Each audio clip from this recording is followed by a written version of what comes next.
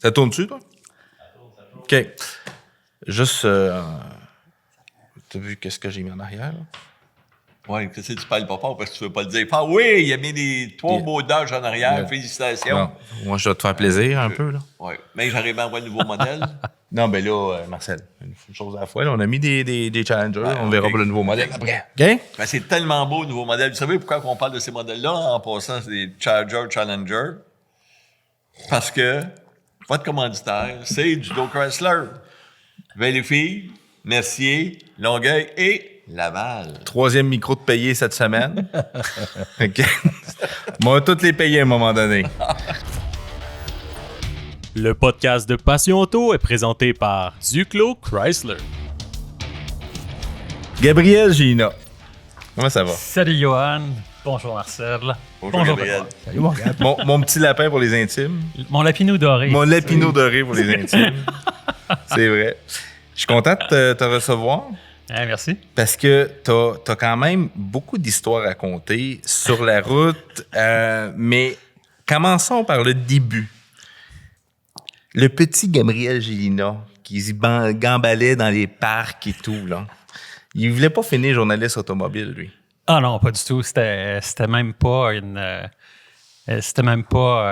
pensée ou un objectif ou quoi que ce soit. Là, quand j'étais jeune, quand j'étais à l'école, je lisais beaucoup de bandes dessinées. Quand j'étais tout petit, ça a commencé avec les Schtroumpfs et tout, Spirou et Fantasio. Puis quand j'étais un petit peu plus vieux, mon père a commencé à me donner des exemplaires d'une bande dessinée qui s'appelait Michel Vaillant. Puis Michel Vaillant, ça mettait en vedette un pilote de course français qui courait pour une écurie qui était celle de son père, finalement, qui était aussi un constructeur automobile. Ça s'appelait les Automobiles Vaillantes à l'époque. Et puis, c'est un personnage totalement fictif.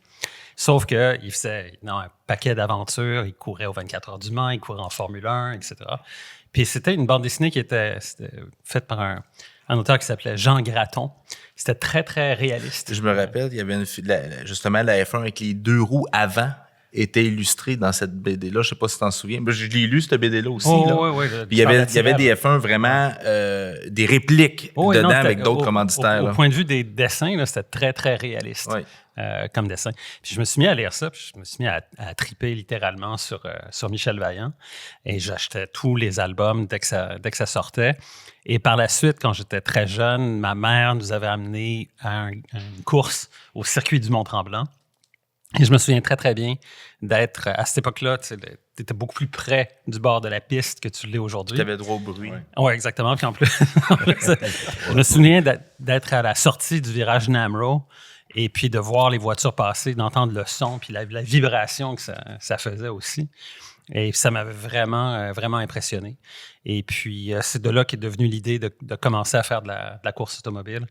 Et je suis allé prendre un cours à l'école de pilotage Jim Russell au circuit du Mont-Tremblant. Et après ça, dès l'année suivante, j'avais commencé à travailler à l'école comme assistant instructeur et puis mécano pour travailler sur les voitures de course. Tout ça pour payer ma saison dans le championnat de l'école. Et puis c'est comme ça que j'ai commencé, tu sais, à travailler finalement. Parce que ta famille n'est pas zéro connectée avec aucunement. Tu sais, si je te fais le portrait de ma famille, c'est plus dans le show business. Tu sais. C'est ça. Mon grand-père, c'était Gratien Gélina, l'homme de théâtre. Acteur et qui a écrit des pièces de théâtre et tout qui sont encore enseignées à l'école. Mon fils est au secondaire, puis il étudie une de ses pièces cette année. Là, donc, c'est assez fou. Tu as dû rencontrer Mitsu. Mitsu, c'est ma cousine, effectivement. Okay. Une de mes cousines, devrais-je dire, parce que j'en ai plusieurs. Mais effectivement, Mitsu, ça fait partie de la famille. Une excellente femme d'affaires. Oui, tout à fait. Et puis ma mère travaillait en cinéma. Elle a travaillé en cinéma comme assistante à la réalisation. Elle a travaillé avec à peu près tous les réalisateurs québécois, que ce soit Gilles Carle, même jusqu'à Denis Villeneuve. Quand Denis Villeneuve a commencé à faire des films au Québec, ma mère, souvent, c'était son assistante, parce que le producteur à l'époque, un bonhomme qui s'appelait Roger Frappier, qui s'appelle toujours Roger Frappier. Oui, qui s'appelle toujours. Lui avait comme mission de matcher une personne qui comme ma mère qui avait énormément d'expérience avec des nouveaux réalisateurs, des jeunes réalisateurs qui commençaient dans le métier. Fait que bref, puis mon père aussi était producteur de spectacles. C'est ça. Mon père produisait les spectacles de plusieurs vedettes de la chanson du Québec, mais aussi de la francophonie. T'sais, Jacques Brel, Gilbert Bécaud, Joe Dassin, Serge Lama, la liste est longue. C'était là. très show business dans la famille. Absolument. Moi, là, Gilbert Bécaud, tout ça, toi. Oh non. Hein? Non. Non. T'as pas mon monde. non. Mais tout ça pour dire que, tu sais, quand c'était la fin de semaine, soit j'accompagnais mon père, puis je regardais un spectacle d'un de ces artistes-là depuis les coulisses de la salle Wilfrid Pelletier de la Place des Arts ou ailleurs. Ou alors, tu sais, pendant les vacances d'été, des fois, je suivais ma mère sur des tournages. Puis là, je voyais comme des films se tourner là, devant nous. Fait que toute ma vie, ça a été ça. Ma jeunesse, ça a été ça. Plateau Tremper de dans tournage, l'univers du show business, pour moi, c'était normal. Puis c'était juste drôle de voir des amis d'école dont les parents avaient des jobs plus conventionnels, comme médecin, avocat, whatever. Puis moi, mes parents faisaient d'affaires que personne d'autre faisait là, dans la gang. Fait que non, il n'y a rien qui me destinait vraiment à la course automobile. Et quand j'ai annoncé ça à mes parents que je voulais essayer de faire ça, j'ai eu beaucoup de... ils m'ont dit, bon, ben, tu veux faire ça, ben, tu vas te débrouiller tout seul pour le faire. C'est drôle parce que souvent dans le monde artistique, les parents disent « Ah, va pas dans le monde artistique, il n'y a pas d'avenir, il n'y a pas ci, t'es mieux de faire avocat, médecin. » Mais là, tu as du monde artistique qui dit « Va pas dans... » Fait que tu as comme une montée de niveau dans « Va pas à telle place » pour des parents, là. Oui, absolument. Mais moi, mes études dans l'université, je les ai faites en cinéma puis en sciences politiques. Okay. Puis à partir de ce moment-là, j'ai décidé d'aller faire de la course automobile. C'est tout puis à fait. Voilà, ça a été ça le truc. Puis quand je suis devenu instructeur à l'école de pilotage Jim Russell, après quelques années, à un moment donné, il y avait eu un journaliste de TVA qui était venu faire un reportage à l'école de pilotage et qui, pour voir comment ça se passait, il travaillait pour TVA, donc il faisait un petit... à cette époque-là, il y avait des nouvelles du sport à TVA le soir. Alors, c'était un cours de 3 jours. Alors, à chaque soir, il faisait un reportage sur ce qu'il avait appris cette journée-là.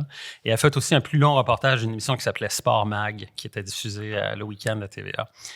Et pendant qu'on faisait le tournage de son reportage et tout, à la fin, il m'a dit tu aurais de l'avenir, toi, en télévision, parce que tu expliques des choses qui sont très complexes, vraiment clairement, puis on comprend très bien de quoi tu parles. Il dit donc, je pense que tu auras un avenir là-dedans. Et c'est comme ça qu'est venue comme l'idée de commencer à penser à faire de la chronique auto. D'autant plus qu'à cette époque-là, Jacques Bienvenu, qui était un pilote pendant très, très longtemps au Québec, là, et qui a été chroniqueur pour le Journal de Montréal pendant des années. Jacques gagnait à peu près à tous les ans le championnat de production, la catégorie production au Québec. Et il a couru partout au Canada, il a couru ailleurs à l'international. Et à chaque début de saison, il m'appelait à l'école de pilotage pour venir suivre une session de ce qu'on appelait de lapping ou de cours avancé. Là, je disais, Jacques, t'es champion année après année. Pourquoi est-ce que tu veux venir à l'école de pilotage? J'ai rien à t'apprendre. Je peux bien te regarder rouler, mais je n'aurais pas vraiment de conseils à te donner pour améliorer ta technique. Et tout. Il dit non, c'est pas ça. Il dit, moi, quand je me rends en début de saison, j'aime ça aller à l'école de pilotage, faire une séance d'une journée, retrouver mes repères, retrouver mes réflexes, le talon pointe, ces choses-là, les apex, les lignes et tout. Et il dit... Comme ça, quand je reviens au circuit pour la première course, je suis déjà préparé, je suis déjà dans le beat. Et je commence maintenant. Okay. Et quand Jacques venait pour ces sessions-là, le lunch, on allait luncher ensemble. Et là, il commençait à me raconter ses voyages. C'est un raconteur incroyable. Jacques est un raconteur. Ouais. Oui. Et là, c'est à l'époque aussi... où les voyages de presse, souvent, par exemple, ils s'en allaient au Japon, ils s'en allaient pour au moins une semaine quand c'était pas 10 jours au complet. C'était différent. Ça n'a rien à voir avec ce que c'est aujourd'hui. Oui. Et il me racontait ses voyages, les pays qu'il avait vus, les trucs, tout ça. Je disais, wow, ça a l'air vraiment, vraiment cool, cette idée-là. Donc, le fait que lui m'ait parlé de ça, Puis moi, j'ai toujours aimé voyager aussi. Et le fait que le journaliste de TV m'a dit que peut-être j'aurais du potentiel, c'est comme ça que ça arrivé. OK. Et j'ai rencontré un producteur de télé, puis on a démarré une émission de télévision qui s'appelait Automobile 92. C'était à l'époque, ça s'appelait le réseau de télévision 4 saisons. Ouais. C'est-à-dire avant TQS, avant Nouveau et tout ça. Une époque que tu avais beaucoup de cheveux. En fait, j'étais très jeune quand j'ai commencé à faire ça. Et puis... T'as pas de cheveux blancs, t'es plus vieux que lui. Ouais, Non, il n'y a pas de cheveux blancs, là. Il était très... Mais puis on a commencé... Donc, moi, je suis arrivé dans le domaine de la chronique automobile à la télé. C'est personne, ou à peu près, dans le domaine. C'est pas vrai que personne ne connaît. La plupart ont commencé à l'écrire. Jacques Duval me connaissait parce que Jacques Duval était à l'époque porte-parole pour Ford. Ford était un commanditaire de l'école de pilotage Jim Russell. Donc, on avait, comme par exemple, nos voitures... Nos voitures de sécurité, ces choses-là, à l'école de pilotage, c'était des Ford Mustang GT. On avait des Windstar aussi pour montrer la piste aux étudiants. J'étais devenu très bon en Windstar au circuit Mont-Tremblant pour la mettre sur 3 roues avec 8 ça a quand même un point bord. de gravité bas, là, une mini caravane, mais ouais. Et puis donc Jacques Duval me connaissait, mais le reste des autres chroniqueurs automobiles, à part Jacques Duval et Jacques Bienvenu, tu sais, je les connaissais pas. Donc, j'ai appris à connaître ces gens-là, non seulement les chroniqueurs automobiles du Québec, mais aussi ceux de l'Ontario, d'ailleurs au Canada, quand j'ai commencé à voyager puis à faire des lancements de voitures et tout. C'est là que j'ai rencontré Benoît, d'ailleurs. Ben oui, on a commencé la même année. Exactement. Ah, vous avez commencé exactement... Oui. Gabriel Hey, a commencé à la télé. Moi, j'ai commencé à la radio, ironiquement, puis j'ai suivi par les journaux. Mais on s'est rencontrés dès ces années-là. Là. Ça fait tout ce temps-là déjà. Je te parle de ça. Je pense qu'on s'est connus, nous, en 1994. Je pense que c'était le Ford Explorer au Nouveau-Mexique. Oh yeah, Ray Ton. Oui, Ray Ton, c'est vrai, T'étais c'est avec Saint-Onge. Comment il s'appelait? Oui, mon réalisateur, Ton Marc réalisateur, oui. On avait roulé ensemble. Lui, il faisait une partie de l'émission là-bas. Ça, je pense que c'était un de nos premiers lancements ensemble. C'est ça. Moi, j'ai couvert le lancement du Model T, en tout cas. C'est ça. Avec Denis Duquette. 94, j'étais même pas au monde. Il y a une affaire que j'ai retenue, par exemple, c'est ce qui l'a allumé, l'élément déclencheur, c'est le son. Tu as dit quand Oui, entendu. absolument. Puis des fois, il y a encore des gens qui se posent la question pourquoi c'est pas tout le monde qui veut des chars électriques, parce que le son de nos voitures, c'est comme la vie de la voiture, c'est comme l'entendre respirer. En fait, moi, je dirais que c'est presque comme un battement de cœur quand tu écoutes un moteur à combustion, tu sais, avec les pistons, les explosions et tout. Puis le son que ça fait, mais pas juste le son, tu as vraiment l'impression que c'est quelque chose qui est presque organique, en quelque sorte. Oui, puis il y a Quand tu conduis, Un moteur électrique, t'as pas vraiment... En fait, Et il y a même une si tu rajoutes le signature. son, Hein? même si tu rajoutes le son sur tes machines, Ouais. ça marche pas. Ben, je dois dire une chose.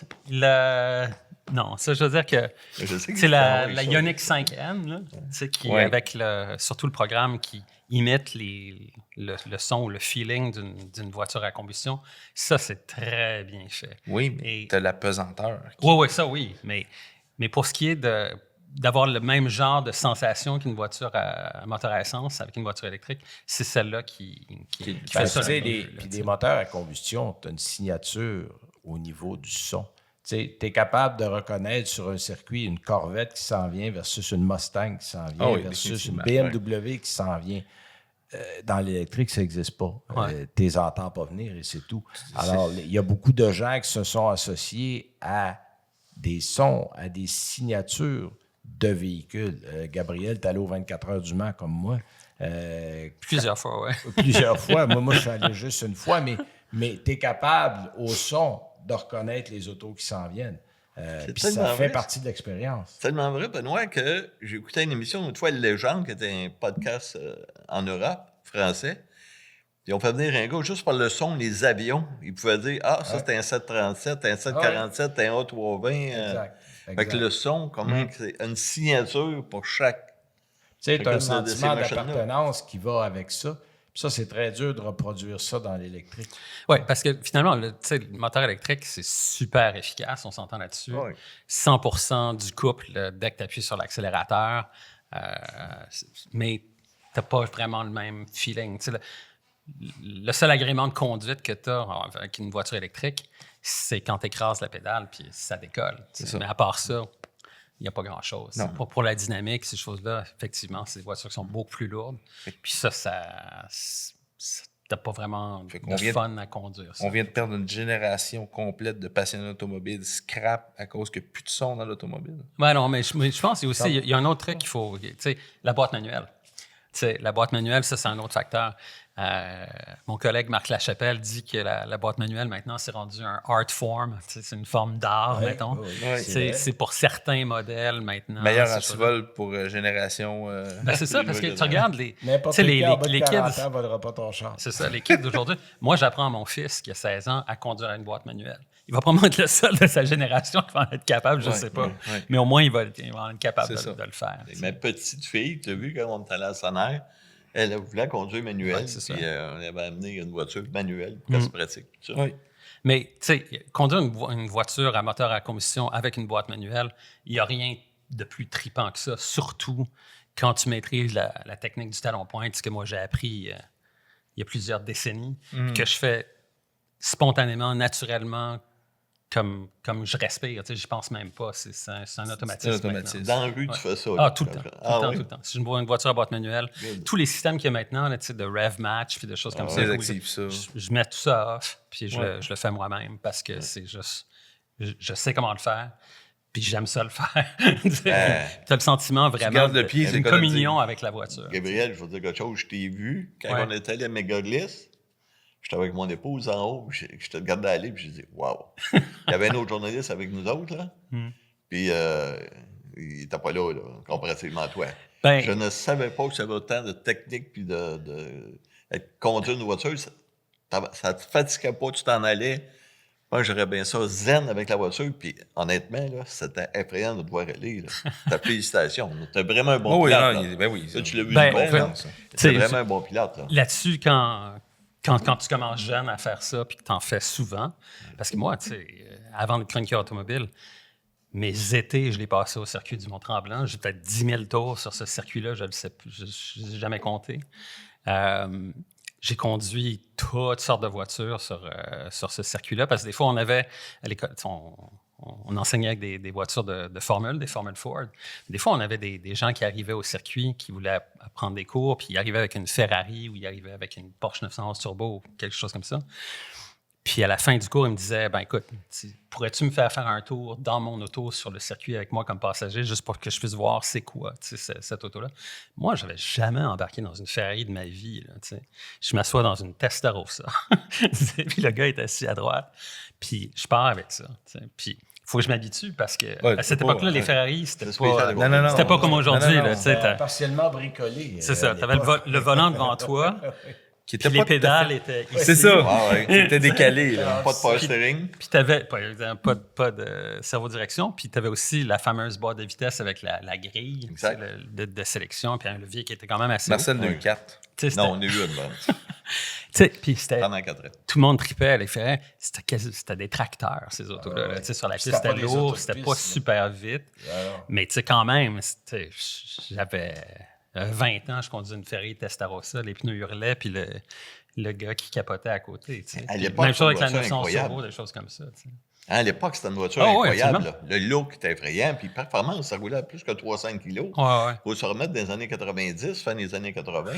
Il n'y en a pas beaucoup qui allaient là. Ah, effectivement. Fait que Mais c'était sur le circuit, évidemment, à Mont-Tremblant, tu pouvais aller relativement vite sur la longue ligne droite arrière, mais c'était pas un circuit qui te permettait d'aller jusqu'à la vitesse de pointe Non, de c'est pas- de ces normal voitures-là. non plus. Mais toujours est-il que, c'est comme j'ai fait du circuit pendant très, très longtemps, c'est assez facile pour moi maintenant d'embarquer dans une auto, parfois même sur un circuit que je connais pas, une voiture que je connais pas, puis d'arriver à rouler vite, rapidement, tu sais, sans que ça prenne plusieurs tours là, pour y arriver. Mais ça, c'est juste des formations professionnelles. C'est ça. Je sais pas. Hey, je peux-tu dire un commentaire juste pour le fun Ouais, personnel ouais. un peu à Gabriel? Je t'ai vu souvent dans des émissions à la TV, tout ça.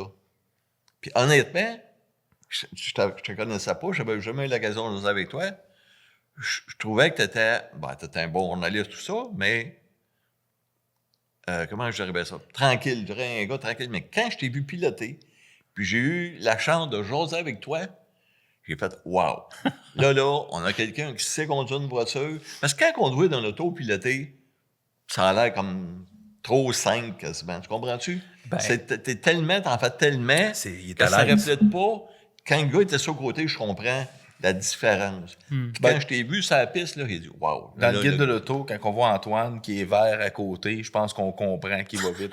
Moi, je l'avais pas nommé tantôt. Écoute, puis bon, évidemment, quand je roule sur un circuit, puis il faut que je parle à la caméra, tu sais, je roule pas à la limite, là, tu sais, je peux rouler plus vite que ça, mais à ce moment-là, je vais arrêter de parler, puis je vais me concentrer un peu c'est plus ça. sur ce que je fais. Mais quand tu roules pour faire un tournage, ça, tu roules vite, oui, d'accord, mais t'es pas... Mais t'es au-dessus de la moyenne, là. C'est ça que je veux dire. Ben, quand tu roules, pas- justement, oui, je puis j'ai pense vu que l'autre journaliste, Moi, qui je essayait de peux vous le suivre. dire, là. Lui, il était à fond la caisse, là, puis des fois, il a fait des manœuvres. Puis je te voyais, là, toi, là, on jase, là. Tu sais, on voit l'expérience d'un pilote. Tu donnes à César parce que t'as ça. Smooth is fast, comme on dit. Là, tu sais, Mais je quand pense que Ben sur le volant, ça va. Ben, Gabriel fait partie des références dans le métier, là, parce que... Puis Gabriel aime ça être compétitif sur les réseaux. On a-tu une histoire, compétition? C'est bon, ça. Oh, on en a quelques-unes, mais il y en a une que je me souviens où c'était drôle. C'est-tu à San Francisco qu'on était avec le Hyundai? Hyundai. San Francisco. Hyundai, on était en dehors du parc de baseball. J'essaie de me rappeler, c'était le petit modèle sport là, dont le nom m'échappe. La Tiburon? Le Tiburon. OK. Les voitures étaient neuves, mais ils avaient fait une espèce d'autocross dans le stationnement. Puis Gabriel, quand il a eu fini son tour, le feu t'a pris d'un frein. Ah non, ça, c'était à Las Vegas. Ah, c'était à Las Vegas? Oui, je me souviens de ça. Ouais, Mais effectivement. c'était Hyundai. Oui, c'était Hyundai, Ouais, c'était c'était Tiburon, puis j'avais roulé assez vite. Puis quand je suis arrivé dans les puits, les plaquettes de frein étaient en train littéralement de brûler. C'est parce qu'ils Fait que mettent j'ai le une réflexe. espèce de Ouais. scellant quand l'auto est neuve, les autos, t'as flambant neuve. C'est ça. Gabriel a mis le feu au frein en arrière. Fait que là, quand ils m'ont dit ça, je suis tout de suite parti, puis j'ai roulé, tu sais, un un tour cool plus down. lent.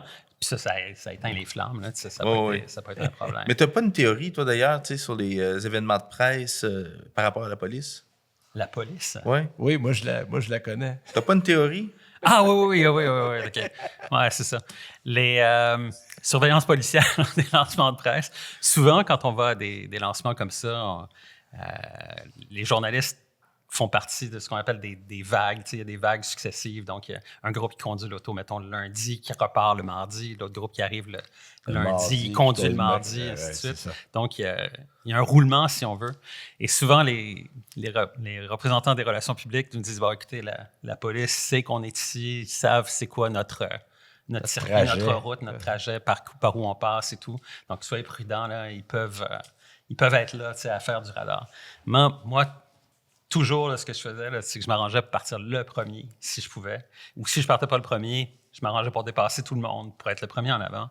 Parce que je me suis dit, si un policier qui veut s'installer, il va me voir passer et dire, OK, parfait, là, j'allume mon radar, il s'en vient. Là, il ramassait tous les Parce que collègues. t'as presque jamais eu de ticket.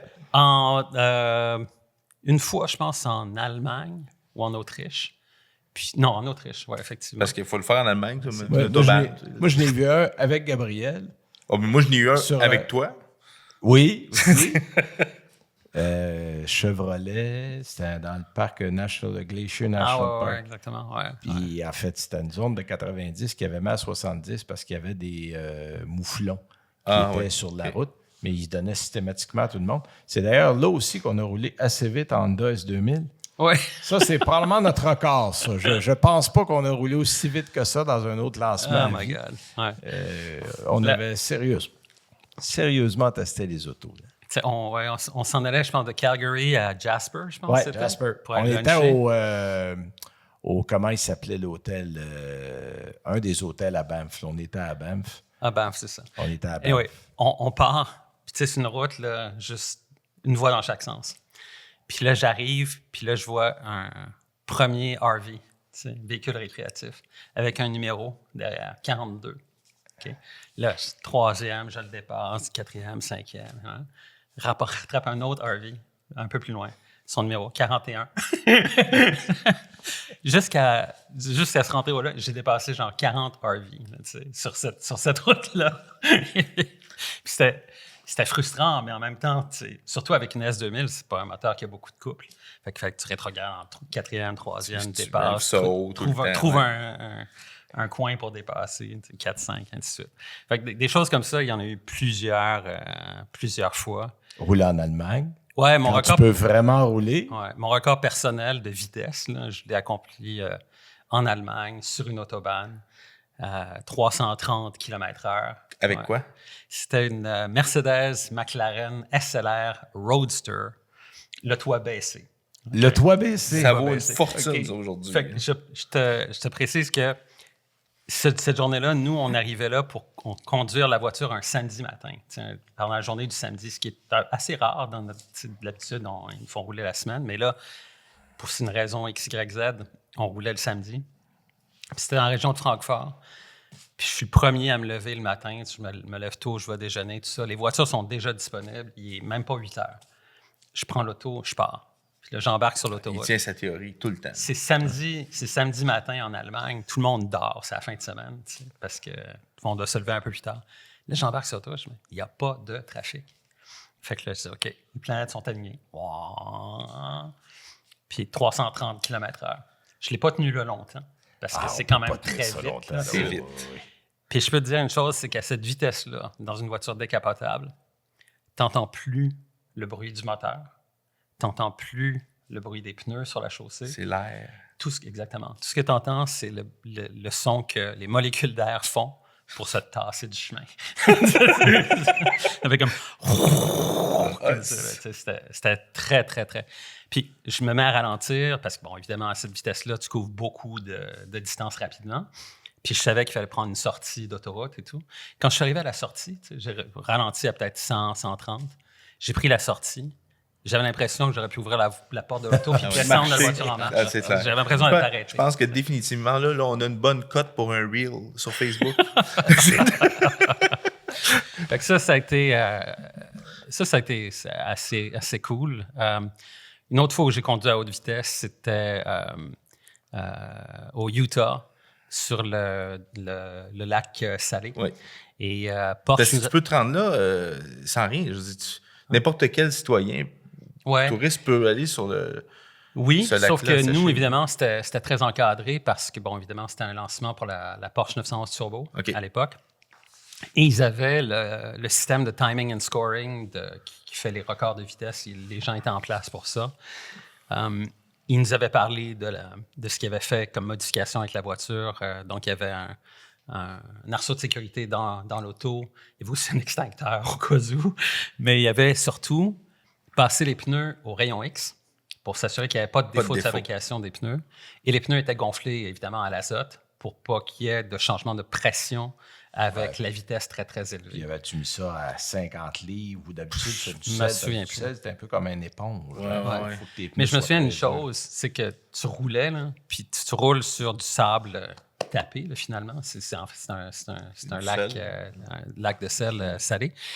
Et la voiture, tu sais, c'est all-wheel drive, la 900 Turbo, là, qui a rouage intégral. La voiture bougeait beaucoup, tu sais, sur ses pneus. Fait que tu te promenais, là, puis tu es au-dessus de quasiment rendu à 200 000 à l'heure. Tu sais, puis tu avais comme un espèce de flottement dans le volant. Il a mis des cônes pour comme indiquer une certaine voie, mais c'était quand même assez large parce qu'il savait justement que la voiture, des fois, allait drifter d'un côté ou de l'autre. Donc ça a été assez cool comme expérience. C'est aussi. clair. Là, ça explique pourquoi il y a des gens qui perdent le contrôle. Je me suis demandé pourquoi ça arrive souvent. Oui. Quand ils font des tests de vitesse, il y a des gens qui perdent le contrôle, il se passe la voiture, elle n'est pas stable à cause de la surface. Exactement, à cause de la surface, puis aussi du fait qu'il peut y avoir des fois des bourrasques de vent. Puis quand tu roules vraiment vite, puis tu es à la limite là, de l'adhérence des pneus et tout, même une certaine variation de vent, que ce soit de côté ou peu importe, ça peut avoir un effet assez dramatique. Oui, tout à fait. C'est quoi ton plus beau voyage? Ah, mon Dieu. Il y en a eu C'est plusieurs. tough, hein, ça. À chaque fois que je le pose, avec juste de même, tu fais Tu faudrait faire une liste. l'époque forte, là. Tu as fait combien de voyages en un an, là? Tu sais, tu te dis... Parce que je sais que tu es... Pendant une année, là, je me souviens d'avoir couvert 39 événements. Fait que dans combien de pays, mettons? J'ai arrêté de 12? compter, là, tu sais, OK. combien de pays. Puis, Parce que souvent, c'est les États-Unis, on va se dire, Californie, c'est comme le classique. ouais, mais moi, je faisais beaucoup de trucs en Europe. En Europe. Souvent OK. en Europe. Parce que si j'étais allé en Afrique, t'étais allé, je sais, Ouais. Mais tu sais, juste pour revenir rapidement sur la vitesse, puis un des beaux voyages, un des beaux trips que j'ai vécu dans ma vie, c'était de conduire une Formule 1. Et à l'époque, c'était quand Michelin était impliqué en Formule 1. Il y avait une guerre des pneus. Tu avais Bridgestone et tu avais Michelin. Ouais. Bridgestone qui équipait Ferrari, Jordan et Minardi. Puis Michelin qui équipait tout le reste du plateau, le McLaren, Williams et compagnie.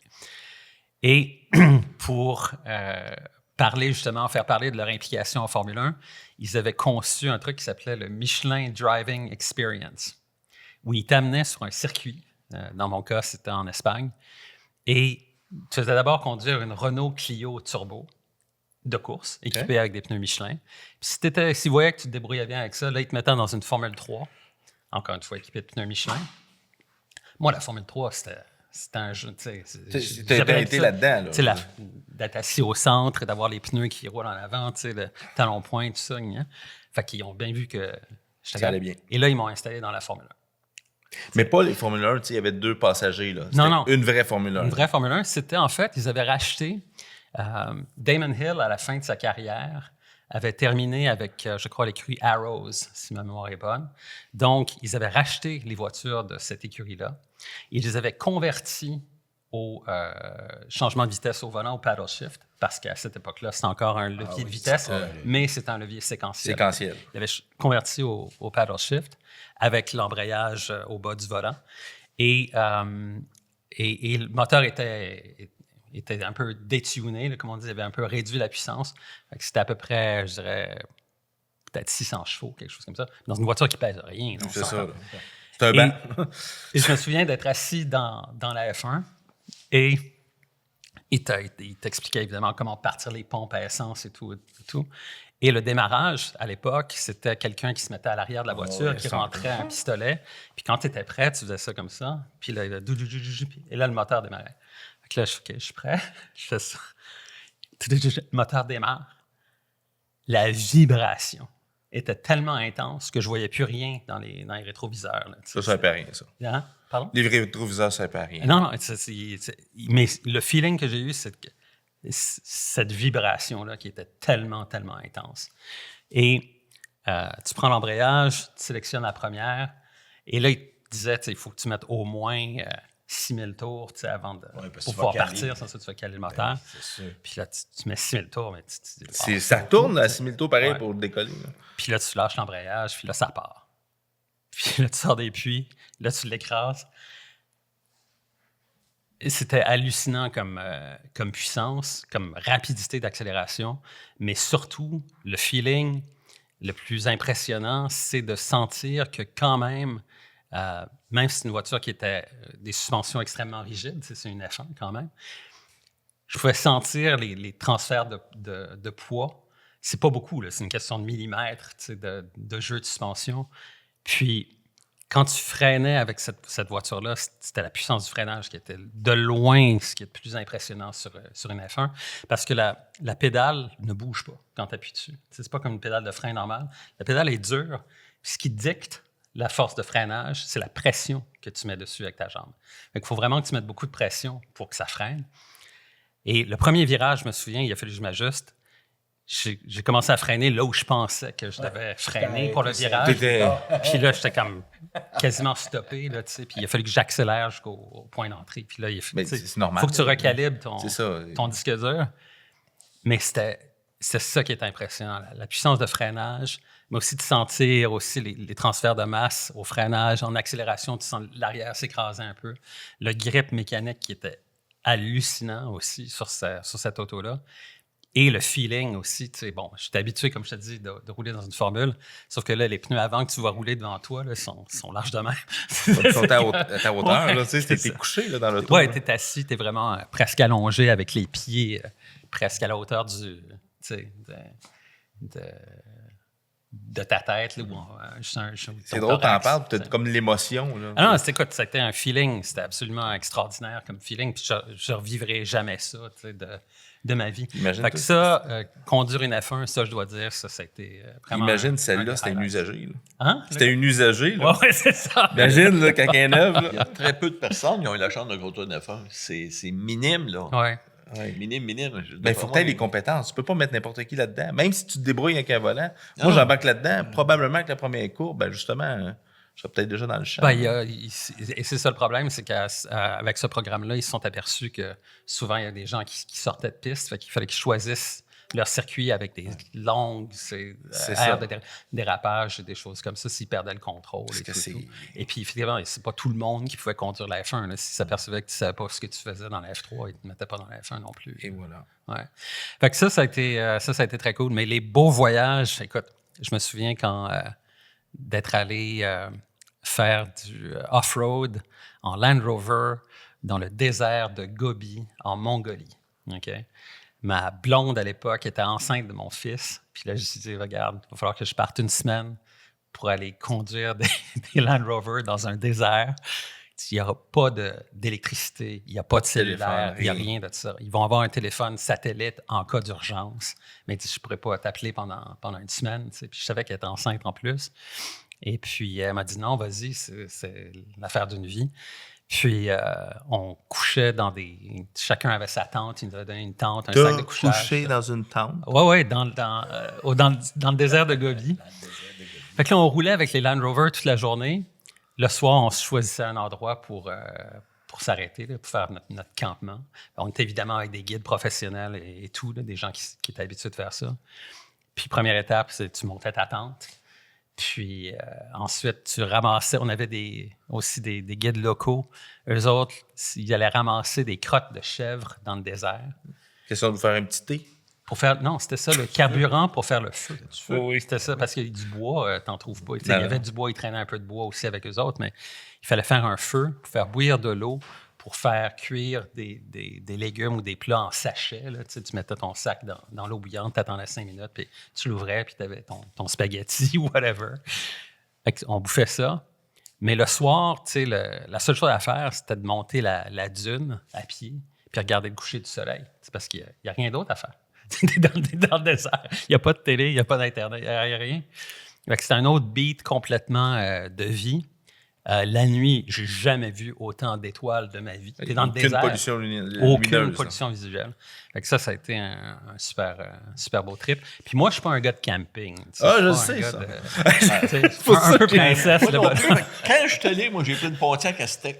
Je sais pas si tu te souviens. Camping, t'es avec toi. Fait que ça a été définitivement un des beaux voyages. Pour le reste, beau voyage avec Dodge. Dodge, on n'a pas fait beaucoup de voyages avec Dodge. Il est plus BM, Mercedes, Porsche. Il y a eu un truc, c'était la SR4 Hellcat Red Eye, Wide Body. Et ça, c'était un petit circuit du côté du New Hampshire, dont le nom m'échappe. Un très beau circuit d'ailleurs, circuit pas Lime Rock? Non, pas Lime Rock. Faites le gros show de boucan qu'on a manqué, là. J'étais là à ce voyage-là avec Ben. Ça cool de rouler cette voiture-là sur ce Non, c'était pas celui-là. C'était pas lui. Challenger. Ah oui. C'est vrai. Fait que c'est ça pour Dodge. Mais des voyages Dodge, je dois dire, j'en ai pas fait beaucoup, non. OK, mais quand tu as puis Viper, excuse-moi, c'est vrai aussi. Viper, le deuxième, pas la première, mais la deuxième génération. Par contre, on avait eu l'occasion de conduire la première aussi parce qu'il l'avait amenée pour fin de comparaison. Okay. Alors, je me souviens d'avoir conduit la toute première Viper avec les échappements sur le côté, que tu te brûlais les mollets, que tu descendais de l'auto. Mais la deuxième, évidemment, avait l'échappement derrière, là, en plein centre. Et puis ça aussi, ça avait été assez impressionnant comme puissance. C'était en Californie. Puis on avait été, je crois, du côté du circuit de Laguna Seca avec ça aussi. Okay. La puissance de notre voiture est quand même spéciale, surtout à l'époque. Là. Oui, absolument. Puis, par contre, c'est une question aussi de répartition des masses. Tu avais beaucoup de poids sur le train avant, un V10, évidemment. Donc, mais ils ont fini par faire de quoi avec, en 2017, qui était la dernière génération. Monsieur Hing avait fait un temps extraordinaire en Allemagne, là, sur la piste en Allemagne. Mais là, c'était vraiment pratiquement une voiture de couche. Là, oui, il y a ça aussi, mais tu sais, c'est la même chose avec les Porsche 911. Quand j'ai commencé quand j'étais à l'école de pilotage, on faisait souvent des programmes pour des propriétaires de Porsche où on leur a montré à conduire leur auto. Et puis, je me souviens des premières 911 Turbo, il n'y avait pas de rouage intégral. Il n'y avait pas de système de contrôle de la traction, de la motricité. Il n'y avait pas de contrôle électronique de la stabilité. Il n'y avait rien de ça. Et il y avait surtout un gros décalage entre le temps de réponse du turbo, d'appuyer sur l'accélérateur, et ça prenait du temps avant que le turbo embarque. Et quand ça arrivait comme ça, là, toute la puissance d'un coup. Donc, il fallait vraiment s'ajuster. Mais le point que je veux dire, c'est que si tu te donnais, puis évidemment, la 911 aujourd'hui, c'est encore et toujours une voiture dont le moteur repose derrière l'axe des roues arrière. Si tu donnais la mission aujourd'hui à un ingénieur de Porsche ou ailleurs de construire une voiture sport, la dernière chose qu'il ferait, c'est mettre le moteur à cet endroit-là. Mais chez Porsche, ils sont comme prisonniers de ça avec la 911. Ouais. Et avec le temps, ils ont développé un paquet de trucs qui ont permis de corriger des turbos à vitesse variable, le rouage intégral, évidemment, tous les systèmes électroniques de contrôle de la stabilité et tout ça. Et donc, ça permet d'assainiser, entre guillemets, d'assainir l'engin, puis de lui enlever une partie de ses défauts intrinsèques. Là, ça reste une... Mais quand tu as conduit le Red Eyes, là, c'était quoi ton feeling de conduire une Challenger avec 800 chevaux? Là? Ben, écoute, c'est sûr qu'il y a énormément de puissance. Il faut que c'est des machines qu'il faut que tu approches avec beaucoup de respect. Tu peux pas, t'embarques pas là-dedans, puis go, là, tu mets pas l'accélérateur à fond. Il faut que tu les apprivoises, ces bêtes-là. Et c'est vrai pour n'importe quoi qui est puissant, très puissant. Que ce soit ça, que ce soit une 911 Turbo, une GT3 RS. J'ai conduit ça à Silverstone. J'aime ça entendre ça, ce qu'il dit, parce que c'est le deuxième cette semaine, on a fait 2 podcasts. Professionnel qui dit... Il faut que tu apprivoises la voiture. Absolument. Moi, je regarde les gens conduire des voitures, puis tu sais, les voitures sont de plus en plus puissantes. Là. Mm-hmm. Ils oublient ça. C'est pour ça que des fois, il y a des accidents. Il faut qu'ils apprennent à apprivoiser la voiture, à sentir la voiture. Parce que les vrais professionnels comme toi, c'est la première chose. On va apprendre la voiture, je vais voir de quoi elle est capable, c'est quoi ses limites. Ben, ça, c'est correct. Mais... Juste monter les pneus en température. Ça fait une grosse chose. Tu n'embarques pas sur un circuit où tu te mets pas à rouler vite avec des pneus qui sont complètement froids. Tu rentres, tu pars de chez toi, tu embarques sur une bretelle d'accès à l'autoroute, tu essaies de la prendre à fond, les pneus sont froids, ça, c'est sûr, ça va glisser. T'sais. Donc, il faut que tu prennes le temps de monter les pneus en température, le moteur aussi, les huiles, tout ça, la boîte de vitesse. Ça prend un certain temps. Il faut avoir un respect de la machinerie. Il faut avoir un respect de la machine avant de pouvoir commencer à la pousser plus fortement. T'sais. On voit que c'est un vrai passionné. Oh oui, définitivement. Passionné des voyages. Lui, il donne l'image d'un gars qui est posé. Tu sais, là, il parle, il est posé, il est calme et tout. Puis là, tu sais, tu regardes TV, c'est un gars sérieux, c'est un gars... Mais Gabriel que tu vois à la télé ou en podcast, c'est pas le même Gabriel dans la vie privée ou dans les voyages. Je suis pas Ben. Est-ce que... Vas-y donc. Mon Dieu, OK. Je veux dire... Non, mais là, on fait un bien cuit ou on parle de Gabriel? Là, je pense que c'est la nouvelle section qu'on a, la section bien cuit. Ah, d'accord. Alors, Ben, t'as-tu une histoire, toi? T'as-tu quelque chose de croustillant? Une histoire, quelque chose de j'ai beaucoup plus qu'une histoire à vous raconter. J'en aurais plein. On a roulé ensemble. On a arrêté de compter le nombre de fois. Là. On voyage ensemble depuis 30 ans. Mais Gabriel a beaucoup de plaisir. C'est un gamin dans l'âme. Gabriel est un gamin dans l'âme. Et quand il s'agit de partir un party, il est assez bon pour faire ça. Il est bon pour le partir et s'en aller. Il s'en aller, oui. C'est ça. Alors, lui, son fun, bon, OK, on va raconter l'histoire. D'accord. Ouais, mais c'est parce qu'il se lève de bonne heure le matin. Mais, il est tantôt. non, c'est ça. Il y avait des... Toi, tu parles du voyage de pêche de Mazda, c'est ça? Tu peux en parler de plusieurs. Ah, d'accord. Mais parmi d'autres. Non, un truc, c'est ça, Benoît le dit souvent, on voyage beaucoup. Puis les voyages, ça peut être long des fois, ça peut être ennuyant des fois. Puis vous êtes toujours ensemble, c'est quasiment une famille. Là. Fait qu'on commence à se tirer la pipe un peu, ces choses-là. Fait que moi, j'ai développé un truc où un des gags, c'est que je m'amusais quand quelqu'un s'endormaient sur l'avion, whatever. Tu te prends des photos de journalistes endormis. Oui. D'ailleurs, tu as une très bonne vidéo. Avec Benoît. On peut-tu la montrer, Ben? Ben oui, c'est pas grave, je dors facilement dans les transports, donc c'est un bon sujet pour Ce que ça. j'aime dans cette vidéo-là, c'est ton visage qui dort. Ça, c'est hilarant. Mais c'est surtout juste l'œil de Gab qui regarde, puis qui, tu sais, le maléfique, là. Puis là, je sais pas quel il va montrer parce qu'il y en a une quarantaine. Ah, il y a qui tous dorment. Il y en les a que journalistes je dors, autour. puis Je cogne par en avant, Ah, par en c'est arrière, celle-là. sur le côté. C'est celle-là. Ah, OK, bon, c'est celle-là, mais Oui. il y en a plusieurs. Non, c'est ça. Puis là, bon, l'histoire du voyage de pêche, on est en pourvoirie qui s'appelle Aux Portes de l'Enfer. C'est le lancement de Mazda MPV, c'est une minivan. Puis c'est comme un truc de pêche. Bon, moi, je suis pas un grand pêcheur, pas un D'ailleurs, grand c'est amateur ton de pêche. seul voyage de pêche. Exactement. Mais le soir, tu sais, on est au souper puis tout ça, puis bon, c'est un club privé. Les gens de Mazda avaient amené du vin et tout. Puis moi, j'étais assis à côté de Pierre Michaud. Et là, sans qu'il s'en rende compte, tu sais, à chaque fois que son verre était comme... Gabriel, il Je remplissais, tu sais. Tu sais, Puis- quand je vous dis qu'il est un gamin, là, c'est ce genre de choses. Il s'est retrouvé à boire un peu. Puis là, je disais, hey, c'est plate ici. Là. À ce soir, on est perdu au fin fond de nulle part. On devrait sortir quelque part. On devrait retourner à Québec ou bien monter à Chicoutimi, c'est ça, pour sortir, faire de quoi, faire quelque chose. Il disait, ouais, t'as bien raison. On devrait aller à Chicoutimi, tout ça. C'est parfait, all right. Benoît, qui n'a pas trop bu, il dit, OK, je me porte volontaire pour conduire. Fait que là, il prend une voiture, tout ça. Il dit, OK, parfait. On se retrouve 15 minutes dans le parking. Je m'en vais me coucher. Mais Les gars, Benoît et Pierre sont montés à Chicoutimi pour aller attends, faut que tu prendre un- comptes la fin de l'histoire. revenir. Moi, je suis sorti finalement juste avec Pierre. Ouais. Mais le plus drôle, c'est que Gabriel sortait, couchait parce qu'on avait 2 personnes par Chalet, ouais. c'est vrai. chalet. Et lui était avec quelqu'un chez Mazda, qu'on nommera pas, mais qui ronflait comme un train. Nous autres, on revoit, et puis on est revenu à 7 heures, puis je vois mon Gabriel qui marche dans l'entrée. Je dis, donc, qu'est-ce que tu fais? Je suis pas capable de dormir. Il dit. Là, il Il y a s'était le train. ramassé Ouais, c'est ça. à l'arrière d'un Mazda MPV pour essayer de dormir. Dans la salle de réunion, mais là, le frigidaire marchait, ça le réveillait. Gabriel, à Il 5 plug le heures du frigo. matin, il cherchait du café. Alors, C'est le dernier voyage de pêche. après, Mazda continue à faire des trucs comme ça. J'ai dit, ah, oubliez-moi, là, je retourne pas là, moi. Là. Et curieusement, on était en plein été, mais la journée où on pêchait, il avait fait froid. Et Gabriel n'était pas tout à fait assez habillé pour la pêche. Il s'était gelé jusqu'aux os. OK, fait que ça n'a pas été une belle Non, expérience. mais c'est ça. C'est ça, les voyages. C'est ça, les voyages. Ah oui. On a attendu dans des aéroports, on a manqué des avions, on a passé des journées inutiles en Europe parce que l'avion n'était jamais parti. Bon, on pourrait Ah oui, faire il y en a de la 6 perte de heures temps. avec ça collé. Mais Il y on a a les- eu beaucoup de ça- plaisir aussi. Il y a une légende qui existe aussi par rapport à des gâteaux sur un pied de porte.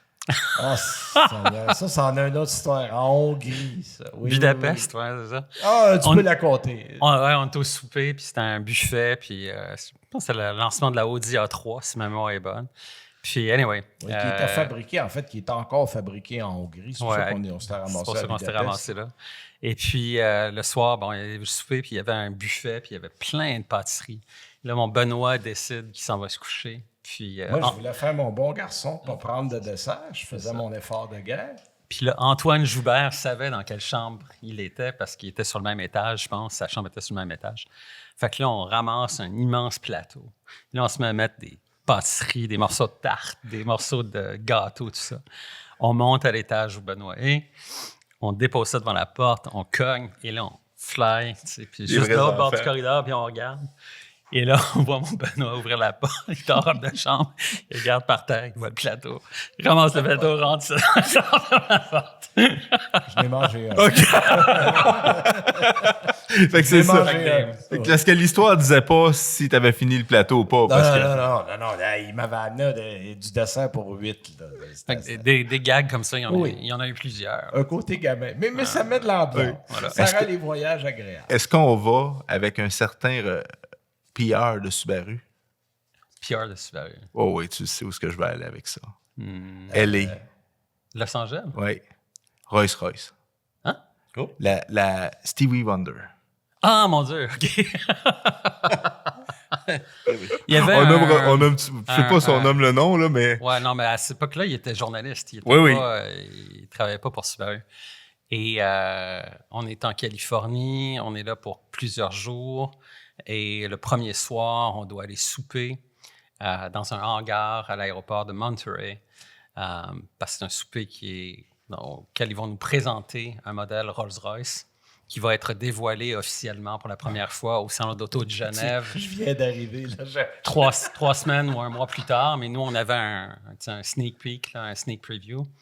Alors, on habite dans un hôtel à Monterey qui est très, très vaste, où les corridors sont immenses. Et là, le journaliste en question, je me pointe au lobby, et il est là avec tout son attirail de caméra et tout. Je dis, voyons, non, qu'est-ce que tu fais avec ça? Là? On s'en va juste souper. Là. Tu ne vas pas traîner ça toute la soirée. Il dit, ouais, t'as raison, c'est sûr, c'est beaucoup de stock. Là, il repart. Il s'en va, il marche pendant 15 minutes ou à peu près pour aller porter ses caméras. Il revient. On embarque dans le minibus. On s'en va là. Et là, il nous dévoile, c'est la fameuse voiture que lui ne savait pas que ça allait se produire. Et puis donc, là, il veut absolument retourner à l'hôtel pour aller chercher ses caméras. Mais alors, il repart avec tu as oublié l'étape numéro 1 Quoi donc? à l'aéroport. Ah, mon Dieu, OK. Ouais, l'aéroport de Los Angeles, à l'époque, quand tu arrivais, il y a 2 escaliers mobiles qui descendaient pour aller... il y en a un qui se rendait à l'étage de départ et l'autre qui descendait au niveau du sol où tu avais accès aux voitures et tout. Mais qu'à the end of the day, tu peux aller les deux au sous-sol. Là. C'est ça. Sauf que lui, il ne savait pas. Il embarque dans l'escalateur qui est à côté de nous, sur celui qui se renvoie à l'étage de départ. Puis là, je dis « Salut, ça va? Ouais. Bon vol? Ouais, est-ce que tu es sûr que tu t'en viens avec nous? » Je dis « Ouais. » Il dit « Moi, je ne suis pas sûr que tu t'en viens avec nous. » Là, je pointe en bas, puis là, il voit que le nôtre descend un étage plus bas. Là, il se revire de bord. Il panique. Et il se met à courir à contresens avec ses valises, avec tout son attirail. Très beau, je tombe. Le voyage a commencé comme ça. Mais quand on est revenu avec ses caméras, j'avais dit, t'as manqué tout le spectacle. Il faut absolument que tu ailles voir cette auto-là dans le coin qui avait un intérieur spécial qui était réalisé en blanc et en noir, les sièges. Et c'est l'édition spéciale Stevie Wonder, parce que ça a l'air d'un clavier de... Et là, il s'en va voir le PR de Rolls-Royce pour faire débarrer la voiture parce qu'il voulait prendre des photos de l'intérieur du Stevie Wonder Special Edition. Il dit ça au PR de Rolls-Royce. Qui, évidemment, ne savait absolument pas de quoi il parlait. Quand je vous dis que c'est un gamin... Fait que ça a été ça. Là. C'était Est-ce des gags comme ça. 2 ans plus tard, ce journaliste-là est devenu porte-parole Subaru. Oui. As-tu booké des Subaru? Je me suis gardé une petite gêne pendant un petit bout de temps. Mais après ça, je pense qu'il a bien compris. Il a trouvé que, bon, évidemment, c'était une bonne blague. Mais on a eu comme ça dans le métier, on peut le nommer, Jacques Rainville, il est aujourd'hui décédé, Jacques. Mais Jacques on parlait de Jacques Bienvenu tantôt. Mm-hmm. Jacques Bienvenu, on s'ennuie de Jacques, c'est un raconteur extraordinaire. Ouais. Et Jacques te racontait l'affaire la plus incroyable du monde. Sans rire. Ouais. Puis moi-même, les premières années, je suis tombé dans le piège. Bon, avec les années, on comprenait. Mais écoute, il a embarqué du monde et Jacques Rainville était, comment on dit ça en anglais? On dit gullible, mais il était très naïf. Ouais. Et écoute, on a fait des gags à n'en plus finir. J'en donne un rapidement, puis Gabriel pourra en donner d'autres. On est dans un lancement où nous, quelques journalistes, on arrivait d'une autre place aux États-Unis. Ben, j'étais avec toi. On était en Alabama au lancement de la ML. Ouais, on s'est en allé directement chez Lexus dans la vallée de San Bernardino, en Californie. Et dans l'après-midi, il y a quelques journalistes. Jacques Bienvenu avait besoin d'un censeur pour son Westphalia. Puis il dit, j'ai une adresse en Californie, ils en ont. Fait qu'on va là, puis on revient, puis les autres journalistes arrivaient. Puis Jacques Bienvenu avait un chandail Nautica vert avec des carrés bleus, jaunes, beau chandail. Puis Jacques Bienvenu, Jacques Rainville qui arrivait, dit, « Hey Jacques, c'est ton bien beau. » Il dit, « Ah, ben, tu vas en avoir un dans ta chambre. » Il dit ça comme ça. Il ajoute rien, tu sais. C'est tout à fait sérieux. Là, évidemment, Jacques Rainville est arrivé dans sa chambre. Il n'y avait pas de chandail. Hey. Là, il était voir le PR pour se plaindre qu'il n'avait pas eu Nous, de mon chandail. chandail Nautica. Puis ça, là, c'est un exemple parmi 1000 qu'on pourrait donner. Là. Écoute, à une certaine époque, quand j'ai commencé à voyager, on était à un lancement Toyota avec Jacques Bienvenu, justement. Puis j'arrive, Jacques est là, tu sais, dans le lobby. Puis il avait vu la salle où on soupait. Puis c'est un truc organisé par Toyota. Et à cette époque-là, le représentant de relations publiques de Toyota, il mettait des cartons avec ton nom à la place qui t'était assigné, parce qu'il s'arrangeait pour qu'il y ait un ingénieur de Toyota, un journaliste, ingénieur de Toyota, un journaliste, ainsi de suite, autour de la table comme ça. Donc, ça fait des soirées un peu plates. un peu plate. Fait que là, Jacques, il dit, Gabi, il dit, viens avec moi. Fait que là, on rentre dans la salle, puis là, on ramasse tous les cartons. On a mis tous les gens de Toyota d'un côté de la table, tous les journalistes de l'autre. Les ingénieurs, Ensuite, on est retourné. dans un coin. On est retourné dans le bar. Puis là, tout le monde prenait un verre, tout ça. Puis là, OK, c'est l'heure d'aller souper. On rentre dans le PR a fait une syncope quand il est rentré, puis il a vu la façon dont tout le C'est monde lui était qui avait placé. placé toutes les notes. Là, il est rentré là, il n'y avait plus personne à sa place. Un autre gag qu'on avait fait avec Jacques, c'était OML, justement. À cette époque-là, tu n'avais pas de système de navigation avec la route dans la voiture et tout. C'était des livrets avec des cartons, mais souvent, ils disposaient des flèches à des intersections, tu sais, pointées dans la voie. Fait que nous, Jacques et moi, on était partis les premiers, puis après 30 km, 50 km, je sais pas quoi, quand ça commençait à virailler un peu, on sortait de l'auto et on changeait les flèches. Changer flèche de base. J'ai fait ça avec lui aussi sur des voyages. Puis ensuite, on était rendu sur un plateau en haut, puis là, on voyait tu sais, les autos qui se croisaient dans tous les sens en bas. Il faut s'amuser en voyage. Il y a de la cave dedans, c'est ça. Fait que c'est ça. Mais Ça, c'est le même gars qui veut pas que son fils soit journaliste. tu veux pas que ton fils soit journaliste. Pourquoi, d'ailleurs? Ben, parce que je pense pas que c'est un métier qui a énormément d'avenir, c'est bien honnêtement, parce que aujourd'hui, on sent un peu que toute cette profession-là, premièrement, tu sais, qui est journaliste automobile aujourd'hui? Tu sais, ça peut être n'importe qui s'improvise journaliste sans avoir soit de connaissances ou d'expérience ou tu sais, dans un domaine connexe ou relié à l'automobile et tout. Donc, il y a ça. Je pense pas que c'est un métier qui soit très... À part peut-être au Québec encore, c'est bon, parce qu'il y a une tradition tu sais, qui a été établie depuis des années, qui est très valorisée ou valorisant.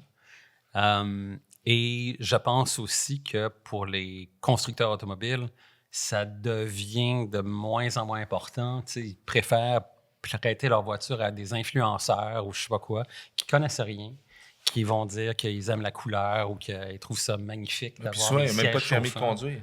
Ouais, et puis, tu sais, moi, j'achèterai jamais une voiture ou peu importe sur la base de ce qu'un influenceur va me dire sur cette auto-là. Tu sais, ils ont zéro, à mon avis, zéro crédibilité.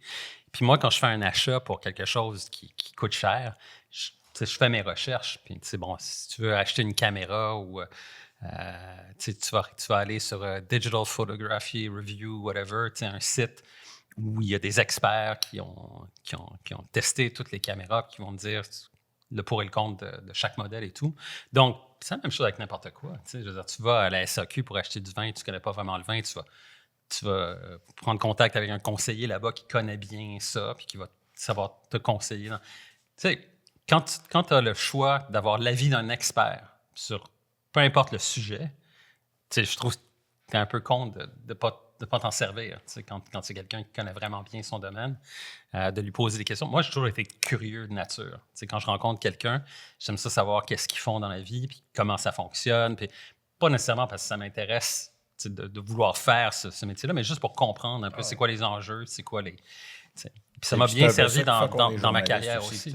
C'est ça, exactement. Mais ça peut être n'importe qui. C'est pas nécessairement un ingénieur de chez Porsche. Des fois, tu fais des rencontres, des gens, le chauffeur de la compagnie de transport qui est là pour te ramasser à l'aéroport, t'amener à l'hôtel. Tu fais juste jaser avec lui puis t'apprends des choses sur la vie en général. C'est un ex-policier puis que lui a fait des choses comme ça ou peu importe. Fait que j'ai toujours été très curieux de nature. Puis je pense que c'est important d'avoir cette curiosité-là. Mais surtout, c'est ça, d'être en contact avec des gens qui sont des experts dans leur domaine et de profiter justement de leur expertise. Puis c'est pour ça que moi, à tous les jours, il y a des gens qui vont m'arrêter dans la rue ou à l'épicerie ou wherever, dans un restaurant, pour me dire « Je peux-tu vous poser une question? » Entre telle auto puis telle auto, ou j'ai telle affaire. Ou, Ça t'arrive, ça? Une chance.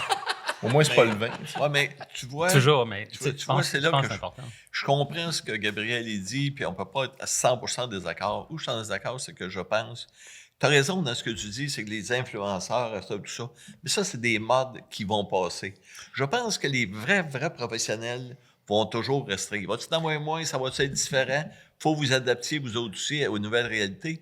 Mais je continue à penser que dans 10 ans, dans 15 ans, dans 20 ans, que des voitures soient électriques, à l'hydrogène, qui volent, qui fassent n'importe quoi. Il va toujours avoir des gens spécialisés comme vous autres qui font, et les meilleurs vont rester, puis les autres, ils vont se tasser. Peut-être, en tout cas, je l'espère. Parce que moi, je n'ai pas le goût de faire autre chose dans la vie. Non, c'est clair. Tu sais, c'est Goût le de passé continuer quand à faire on ce que je l'avenir, fais. regarde ça, à un moment donné, quand les centres de choses vont arriver, les petits magasins sont fermés. Oui, il y en a fermés, mais il y en a qui sont restés. Aujourd'hui, ça revient en mode. Ceux qui livrent, là, comment ça s'appelle? Là? Amazon, bon. Là, ils sont arrivés. Bon, ça va tout se révolutionner. Ben oui, révolutionner. Ben, moi, j'aime ça aller au magasin, voir ce que je jette. De temps en temps, des cossins, il faut faire venir. Je vais m'en faire C'est- affaire, mais elle aime ça. Il faut juste que les Mais ouais. agences comprennent qu'il y a plusieurs types de personnes aussi, parce que là, souvent, c'est des agences, en partant avec du monde qui dirige, qui ont aucune connaissance automobile, puis on va se le dire. De plus en plus, ça va. Il y a moins de PR au Québec. Non, C'est puis- rendu dans des agences qui Tu sais, où sur ce que une échelle plus large, les médias ont éclaté depuis plusieurs années. Tu sais, à l'époque où Gabriel et moi, on a commencé, tu avais des magazines, des journaux, la télé, la radio. C'était tout. Il n'y avait pas d'Internet, il n'y avait pas d'influenceurs, il n'y avait rien de ça. Donc, il y avait de la place, si tu voulais, dans les médias traditionnels pour trouver quelque chose. Puis c'est comme ça, tous les deux, qu'on a commencé. Tu sais, moi, j'ai commencé dans les livres, il a commencé à la télé. Mais tranquillement, on s'est bâti une carrière parce qu'il y avait des ressources. Le problème d'aujourd'hui, c'est qu'il y a tellement de médias, c'est tellement éclaté, et les habitudes d'écoute des gens, que ce soit pour de l'électronique à la radio, à la télé, ont complètement changé. Tu sais, la télé traditionnelle, comme on la connaît, se meurt. Les podcasts, là, moi, je pense qu'il va y en avoir trop avant d'en avoir moins. Là, c'est comme dire, OK, on se garoche là-dedans, on fait ça. C'est difficile. Moi, quelqu'un, puis Gabriel fait la même chose que moi. On conseille beaucoup les gens. On a assez de métiers pour le faire. Mais tu sais, aujourd'hui, tu dis à un jeune, je veux partir là-dedans. Et Seigneur, que c'est un joyeux casse-tête. Parce que, tu sais, partir à ton compte, tu ne feras pas d'argent pour 5-10 ans. Il n'y a pas d'argent. C'est pas compliqué, là. Il n'y en a pas. Donc, si tu veux vivre de ça, bonne chance. Ouais. C'est Mais tu un sais, gros Benoît, contrat.